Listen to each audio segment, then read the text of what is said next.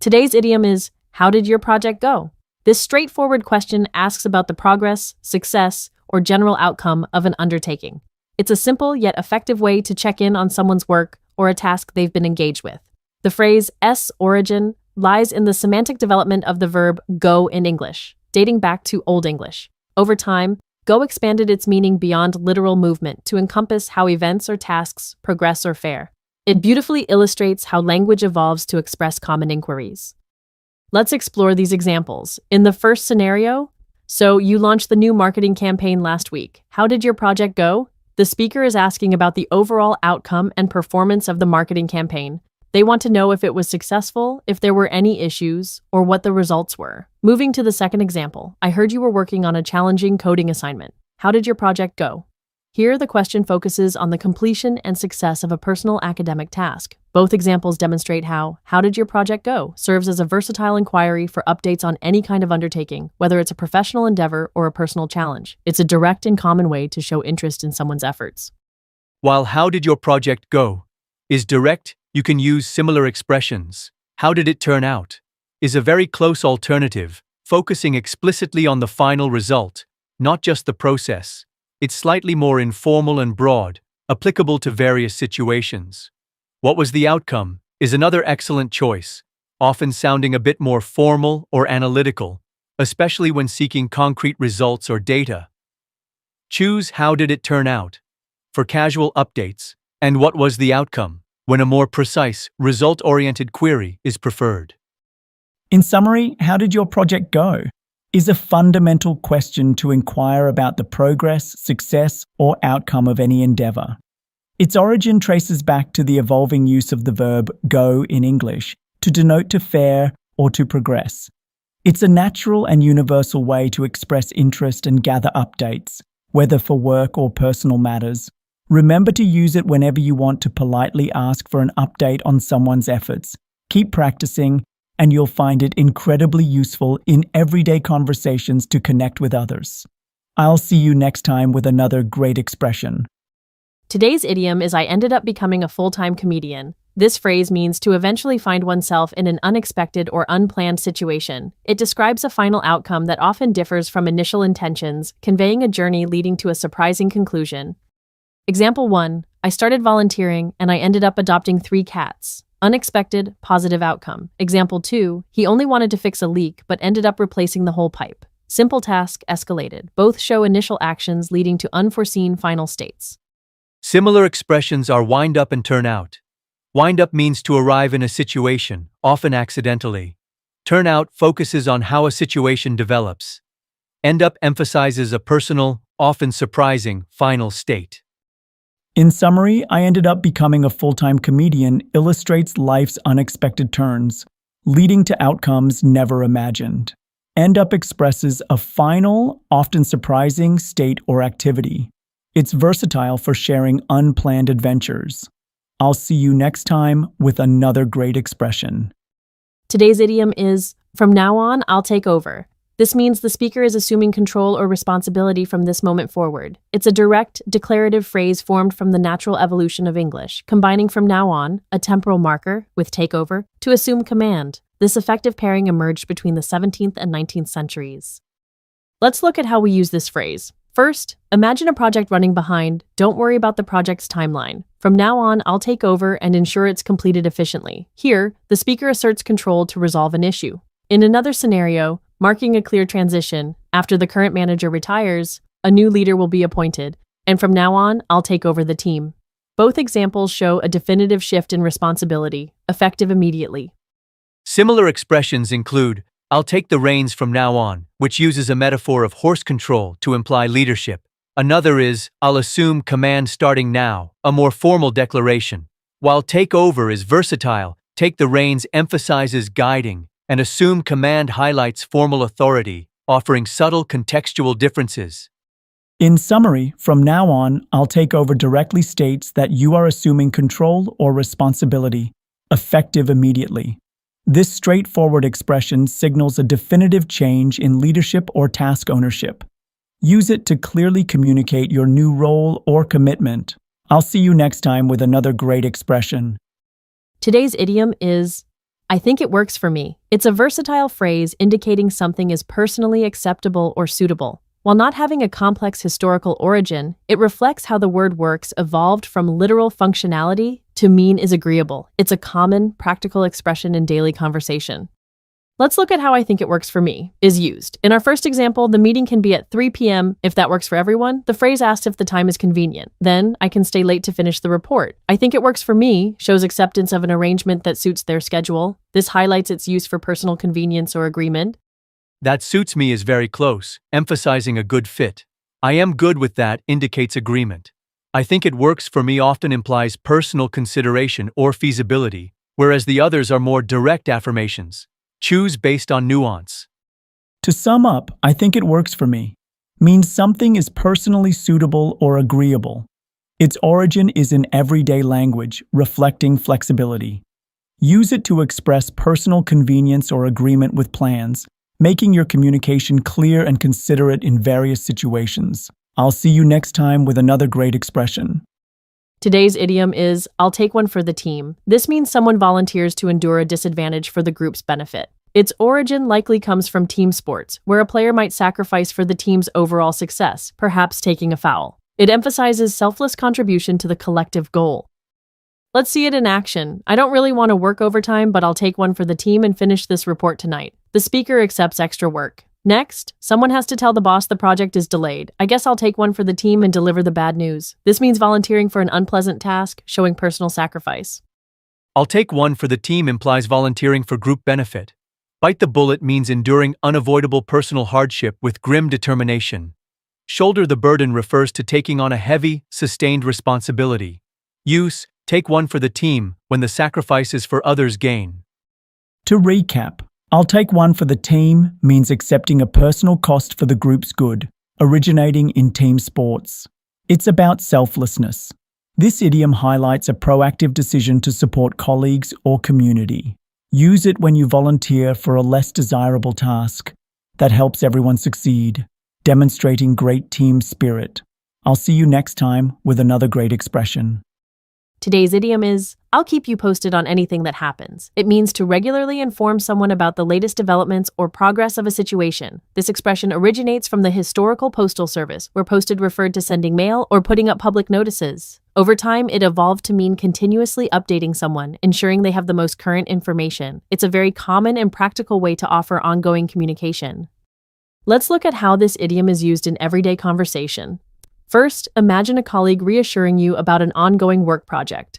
They might say, don't worry about the project. I'll keep you posted on anything that happens with the client meeting. Here, the speaker is promising to provide updates on the client meeting's progress, letting you know the outcomes and next steps. In a more personal context, consider a family member waiting for important medical results. You could hear, the doctor said they'd run some tests. My mom promised, I'll keep you posted on anything that happens with the results. This shows a commitment to sharing news as soon as it's available, no matter what the results may be. In both cases, the idiom conveys a promise of ongoing, timely information. While I'll keep you posted promises ongoing updates, keep me in the loop is a great alternative, emphasizing inclusion in a group's communication or decision-making. It suggests active involvement in information flow. Update me is a more direct request for the latest information, often for a single status report rather than continuous updates. Use I'll keep you posted for continuous news and keep me in the loop for collaborative information sharing. To wrap up, I'll keep you posted on anything that happens is your promise to provide regular, timely updates on a situation. Originating from the days of physical mail and public notices, it highlights the importance of keeping people informed. Whether it's for project progress, personal news, or any developing situation, this idiom ensures clear and continuous communication. So, next time you need to assure someone they'll be in the know, you've got the perfect phrase. I'll see you next time with another great expression. Today's idiom is, I'm pretty sure that's close enough. This means you accept something as adequate or sufficiently accurate, even if it's not absolutely perfect. It comes from common colloquial English in the 20th century, reflecting a pragmatic attitude when a perfect outcome isn't strictly necessary. Let's see this in action. For our first example, I tried to match the paint color exactly, but I'm pretty sure that's close enough. the speaker is satisfied with the paint match, even if it's not 100% perfect. In the second, the recipe called for exactly 2 cups, but I just eyeballed it. I'm pretty sure that S close enough. They were confident their approximate measurement will work. Both show accepting a good enough result. Similar expressions include that'll do and good enough. While I am pretty sure that S close enough suggests a personal judgment of approximate adequacy, that L do is more definitive about meeting requirements. Good enough is a simpler affirmation of sufficiency. Our idiom adds a touch of personal estimation and acceptance of near perfection. In summary, I'm pretty sure that's close enough is a useful idiom for accepting satisfactory results that aren't necessarily perfect. Originating in 20th century colloquial speech, it reflects flexibility and pragmatism. Use it when a perfect outcome isn't essential, and a near-perfect one is perfectly fine. I'll see you next time with another great expression.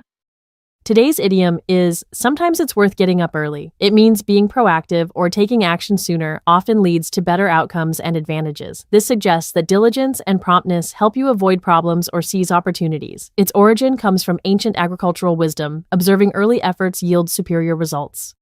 Let's see our examples. The first, about concert seats, illustrates literal early action for a tangible reward.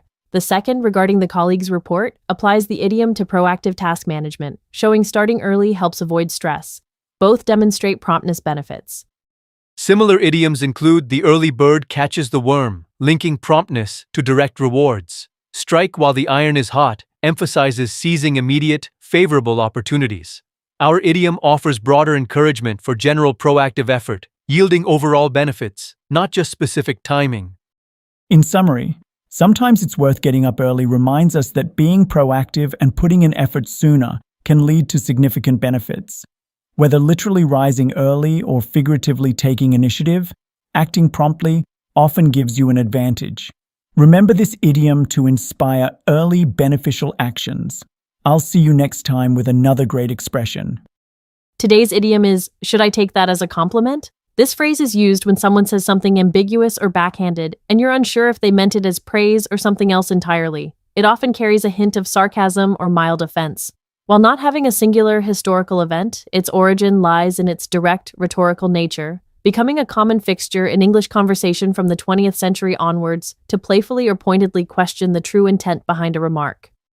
Let's look at how should I take that as a compliment works in practice. In our first example, imagine someone commenting, you finished that project surprisingly fast for someone who usually procrastinates. Should I take that as a compliment? Here, the speaker acknowledges the fast completion but also highlights the usually procrastinates part, making the initial praise ambiguous. The idiom perfectly captures the listener's mild irritation or humorous questioning of whether the comment was truly positive. Our second example, your dress sense is certainly unique. I've never seen anything like it. Should I take that as a compliment? Similarly, uses the idiom. Unique can be good or bad, and never seen anything like it might imply oddness. This expression is ideal when you want to call out a backhanded compliment or an indirect criticism without being overtly confrontational. While, should I take that as a compliment? Directly questions the intent, there are related phrases. Consider, is that a backhanded compliment? This idiom is very similar and explicitly labels the ambiguous statement as a backhanded compliment. Praise that also contains an insult. It's more direct in its accusation. Another related phrase is, are you making fun of me? This is used when the comment feels more like teasing or outright ridicule, rather than an ambiguous compliment. Our main idiom is perfect for those moments of mild confusion or lighthearted sarcasm, when someone's words tread a fine line between praise and criticism. To recap, should I take that as a compliment? Is a versatile idiom for when you are unsure if a remark is genuinely complimentary or subtly critical. It's a rhetorical question often used with a touch of humor or sarcasm to probe the speaker's true intentions. Its strength lies in its ability to address ambiguity gracefully. Remember, this idiom became popular because of its natural fit in everyday conversations, allowing us to playfully challenge unclear statements. Next time you hear a comment that feels a bit off, try using this idiom to express your playful doubt. I'll see you next time with another great expression. Today's idiom is, we need to get right on it. This straightforward phrase means we must start working on something immediately and without delay. The inclusion of right emphasizes the urgency, implying there's no time to waste. Its origin lies in common English usage from the early 20th century. Get on already meant to begin work, and adding right simply intensifies that command, making it clear that action is needed right now. It's about prioritizing and tackling tasks swiftly. Let's look at how we use this idiom in everyday conversations. First, imagine a situation where you hear, "The deadline for the project is tomorrow, so we need to get right on it." Here, get right on it clearly communicates the urgency of starting the project immediately due to the impending deadline. There's no room for procrastination. Action is required now. In another scenario, consider, "I just heard about the new system bug. We need to get right on it before it affects more users." In this context, the phrase signals the critical need for an immediate response to resolve a problem before it escalates. Both examples emphasize taking prompt, decisive action to address a task or issue without delay. There are several other phrases that convey a similar sense of urgency. Get cracking is a more informal and energetic way to say start working quickly, often used to motivate a team. For instance, "All right team, let's get cracking on this report." Tackle it immediately is a more direct and formal alternative, emphasizing the decisive action required without any delay. While "we need to get right on it" is versatile and widely understood, these alternatives offer slightly different nuances in tone and formality, depending on your specific context. To quickly recap, "we need to get right on it" is a powerful idiom used to express the absolute necessity of starting a task without any delay. It stems from the natural emphasis placed on immediate action. Remember, when you hear or use this phrase, it means the task at hand is urgent and requires your prompt attention. So next time you have something important that needs immediate action, you know exactly what to say. Let's get right on applying this idiom in your English conversations. I'll see you next time with another great expression.